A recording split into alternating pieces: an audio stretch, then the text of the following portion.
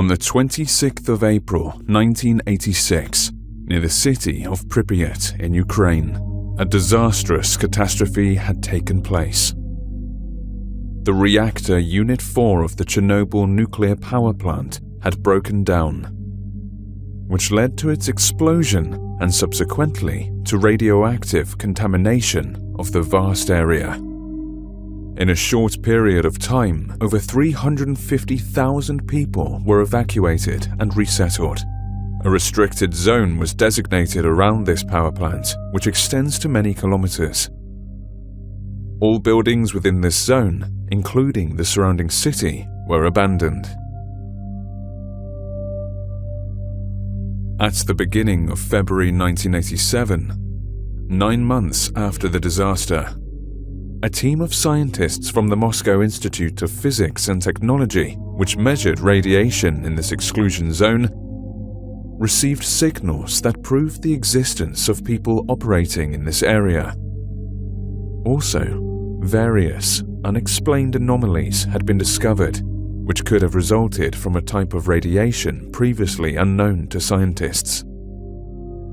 It turned out that near the city of Pripyat, the S.W.A.N Institute was also located here.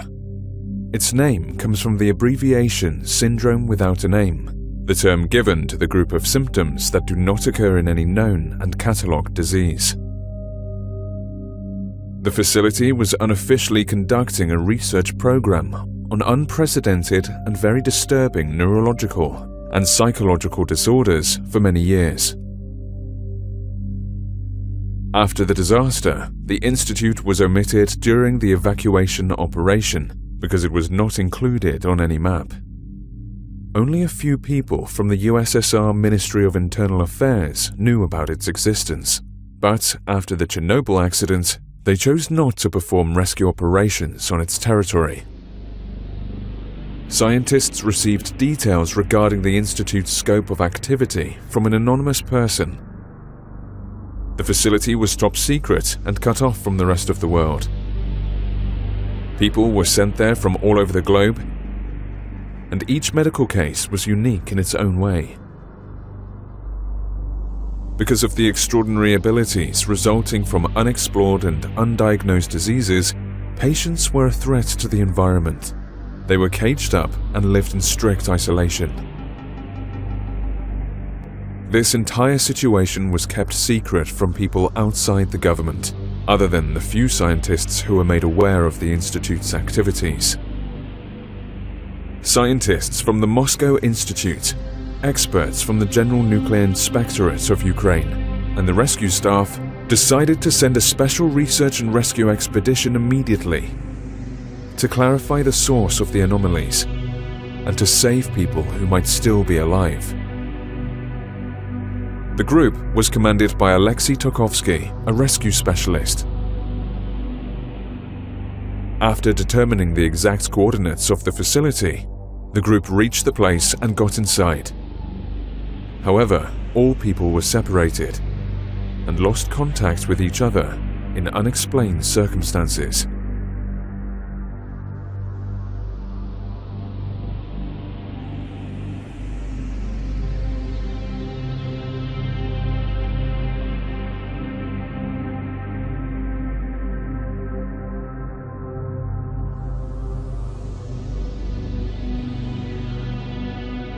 To all the people whose life changed irreversibly after the events of April 1986 in Chernobyl.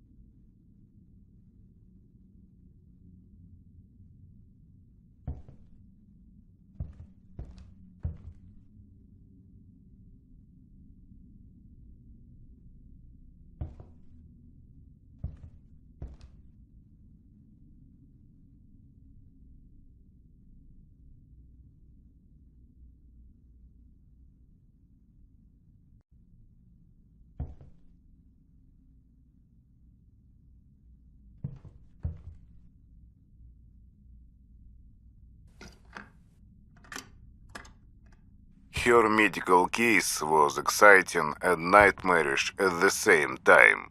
1. I have no idea why, but this monotonous and seemingly funny melody made this woman appear from practically nowhere. 3. It is a contrast of sorts. How a completely innocent sound was a foretelling or an omen of the atrocity to come. 9. Horrifying beauty. 4.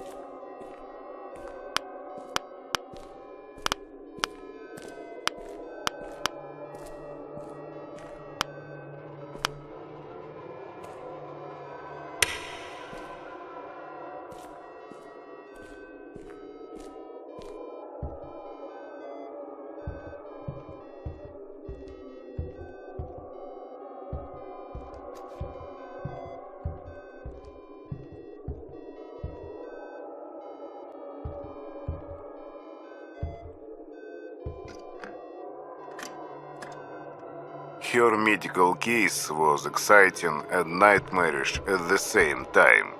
1. I have no idea why, but this monotonous and seemingly funny melody made this woman appear from practically nowhere. 3.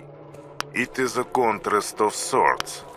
How a completely innocent sound was a foretelling or an omen of the atrocity to come. 9. Horrifying beauty. 4.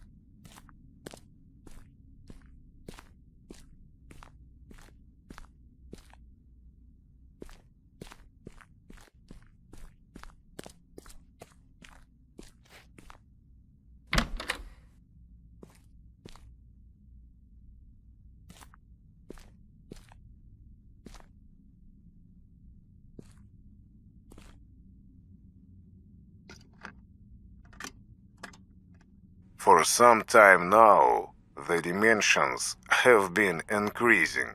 It is time to end this. Luckily, we were able to finish the mind reader prototype. Connecting it to a human brain was troublesome at first, but the procedure gives expected results, and the device can be used after entering the intermediary room. Something incredible was achieved here. Something gargantuan. First there was Gagarin, and the first man travels into space. And now we are also multidimensional travelers. If only the world could hear about this.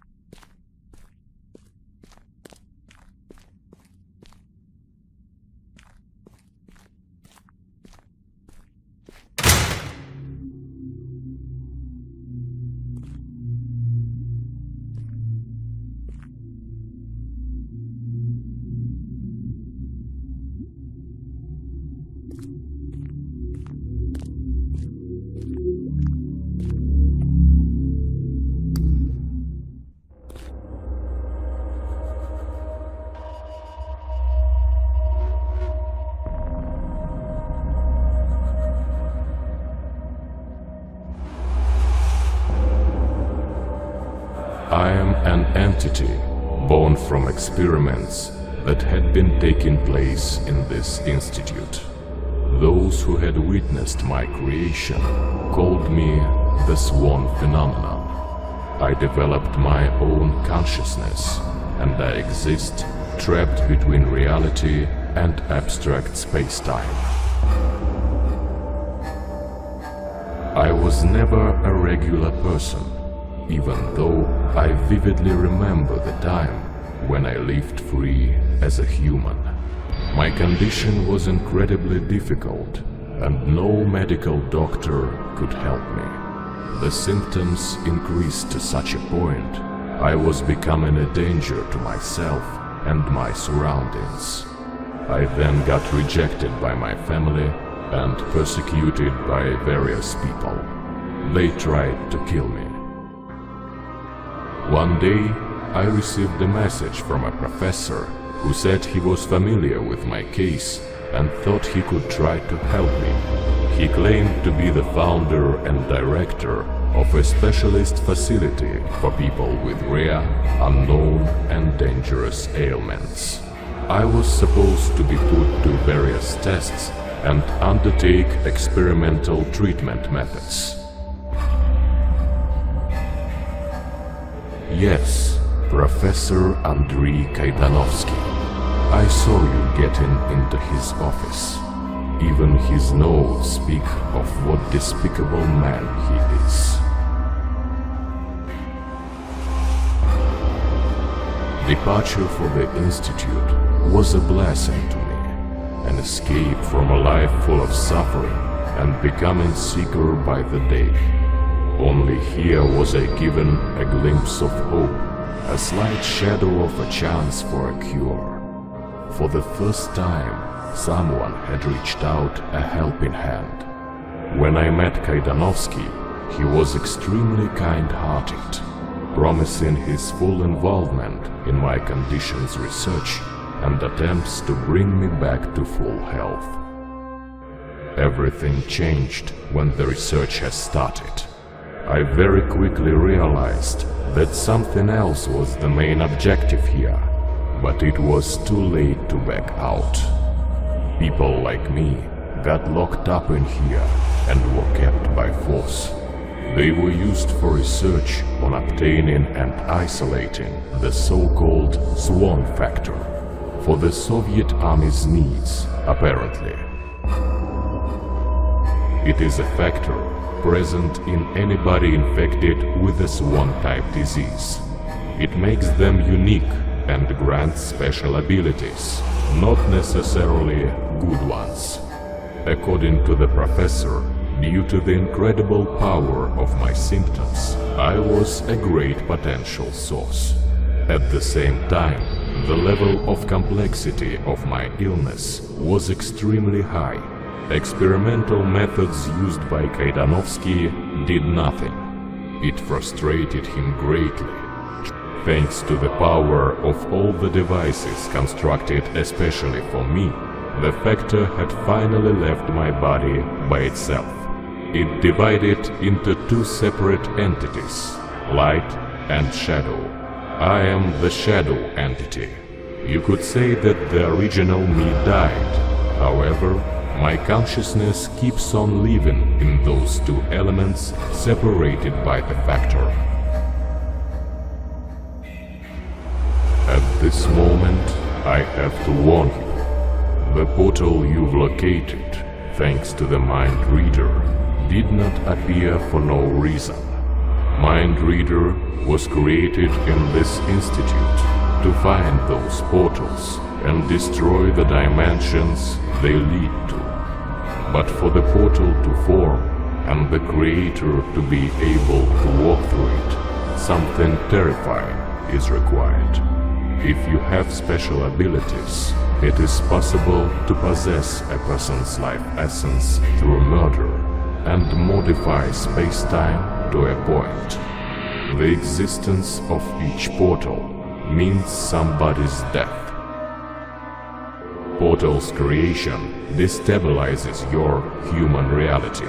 Changes happening in parallel dimensions are starting to have a destructive impact on this world. This is why they have to be destroyed as soon as possible. It is not possible to determine what can happen exactly, but any disturbance to the space-time continuum, it is not to be excluded. After my incident, various tragedies started happening in the Institute. Someone or something started to wreak havoc in here. Chaos took away many lives and new portals were created. It is a lie that the patients did this, although you shall find out in due time, as I'm sure we'll meet again. In a moment, you will enter the so-called intermediary room. It is a place between the human world and the extra-dimensional one.